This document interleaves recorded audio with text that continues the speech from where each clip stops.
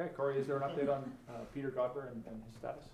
Yeah, it's looking a little tough right now we just don't have dialed as far as total timeline, but it's going to be a little tough, probably on a little shorter turnaround here. So we're going to play it by ear. I think the bye week coming up is going to be good for him, really good for us as a team. But this week, yeah, it's going to be probably a little tough for Peter to get in there. And Fry as well. It doesn't look like he's going to play, and then even Dante Myers to that. Yeah, man. Unfortunately, like I said, it's just man, physical sport, right? So sometimes, unfortunately, things happen, but then the next guy's got to step up.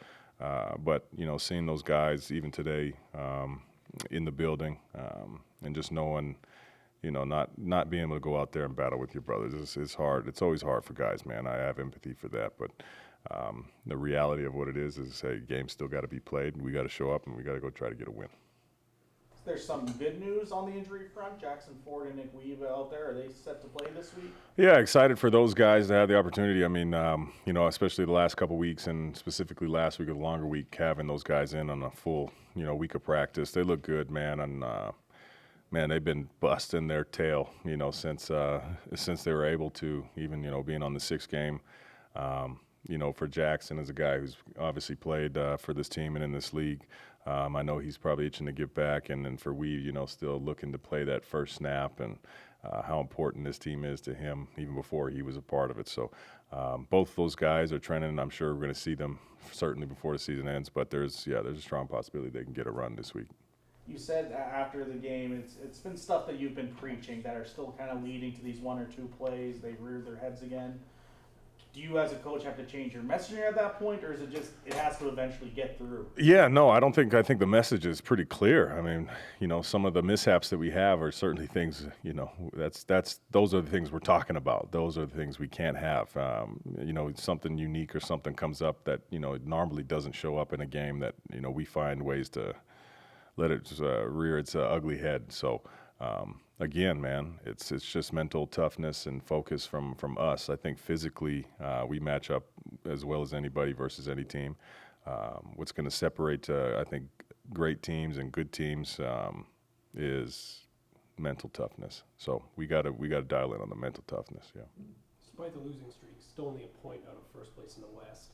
How do you deliver that message to your players, and how do you keep them encouraged and motivated? Yeah, I think that's the key is, the feel, of where we've been the last, X amount of weeks is it's hard. It's hard to stomach the results, but you can't hide from reality, right? And, our message is reality is that we still got games to play in this season, and also the reality is if we handle business, we put ourselves in really good position to attain a lot of the things that we look to attain as the season started. So everything that we still want is still in reach and is in our control. So it's the fine balance of not being to go with the flow, because there are things that need to be handled, but at the same time to not look at it as season's over. Certainly it's not, man. So the West is a grinder this year for whatever reason. But luckily for us, it is. Team started strong as a winning streak the first month of the year. Was there any sort of juice that you felt with that first month of the year that you're not seeing now? And have you gone back and looked at that tape recently to see what you guys? Yeah, I wouldn't say that it's the juice. Some things fall certain ways. I mean, if we're talking about juice, I thought the second half we had juice. It's just. It's got to be a full 60 minutes. And, even some of the games that we won early in the season, we still had our mistakes that we have to clean up. We just were able to cover them up with wins, right? So regardless, win or lose, you're always looking to clean up the mistakes. Unfortunately, we haven't been able to turn those mistakes into wins right now, and we see how costly they are. So just self-reflection for us and understanding how dialed that you have to be to win games in this league. I think it's certainly at the forefront in our mind right now. Coach, what's your read on the morale or the demeanor of the group right now? Because even the hardiest of soul, you look back over the last 6 weeks when it's only a 4-point average spread, that's got to be tough. Yeah, I think what the guys are understanding is, games are going to be dogfights, and we're certainly willing to do that. The morale, I don't think it's not negative. It's just a sense of a little bit of you're frustrated because you are getting better in certain areas, and then you take a step back in another one, and it's like, okay, well, hey, can we all move this thing together? Then we'd be sitting in a much different conversation. But like I said, we're still in a situation where we can control what we can control and put ourselves in favor. So, man, a lot of lessons. I feel like we're in a tough class right now. We're learning a lot of lessons, but you got to learn and move forward and not make the same mistakes. You've got some veterans that are very well respected in that locker room and the leadership, of course, shown by Micah Johnson over the weekend. Do those leaders take over some of this right now, saying, "Hey guys, this is what we've got to do"? How much do you rely on them? Oh, a ton. This is players win the games. As coaches, obviously, we'll scheme up as much as we can to help benefit, the game plan and the attack for the week.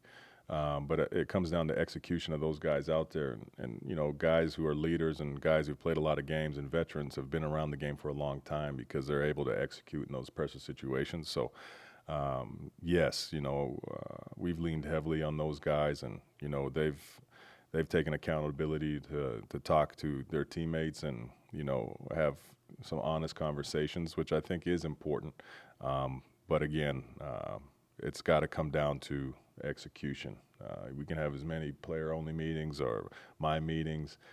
We have to go out there and execute, or really it does no good. Ferland is obviously one of those guys that is a leader and has been around a long time now. He's going to play a new position and take on even more of a leadership role, and he appears confident. How have you seen him progress even this week, getting that start at center? Not even this week, Taylor. The whole year. As soon as I took this job, Ferland was one of the first guys I had a meeting with one-on-one, face-to-face, and my expectations of him to take that next step in his career, leaps and bounds, in my opinion. The guy, he's played guard, he's played tackle, he's about to play some. He played center, last game, about to play some more, most likely. He's done so much, and he does it at a high level. And really being, once Yoshi went down, Ferland also had to take on that leadership role as part of that room, and he's been tremendous, man. He's just such a great player to have on the roster. I'm extremely proud of him. I can't say enough good things about Logan Ferland. And beside him, Noah Zara is going to get his first start. He's obviously excited for it. Do you think he's ready for the moment? Yeah, I mean, if he wasn't ready now, he certainly wasn't ready when he had to get thrown into the game last week, right? And he played fairly well. So I think again now with just more reps, he's going to feel even more comfortable. I think it helps that it is a similar opponent. He kind of knows what to expect a little bit from that standpoint.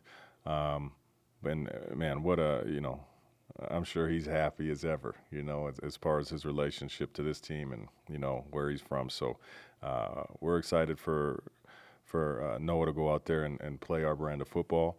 And certainly, we ID'd him as a guy that we wanted in the building, and he's been a consummate professional since he's been here. It's his opportunity, and he knows the standards. So. And also, Keesan Johnson earned a starting spot, got hurt. Now he's got touchdowns in 3 straight. How have you seen his progression throughout the whole season? Yeah, I think, again, it's no surprise to anybody here in the room. I know maybe you guys think I'll just kind of soft soap everything when I told you that the receiver depth was nice. Doesn't shock me anytime that he has success that he has. He's shown to be that at an extremely high level in college. Even some of his NFL tape was really good tape to watch, and certainly we saw it right out the gate in training camp, and as he leads into the season now.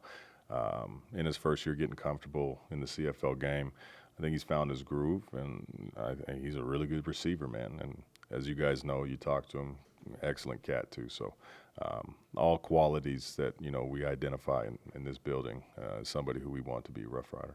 Thank you, Coach. Appreciate you guys. Okay.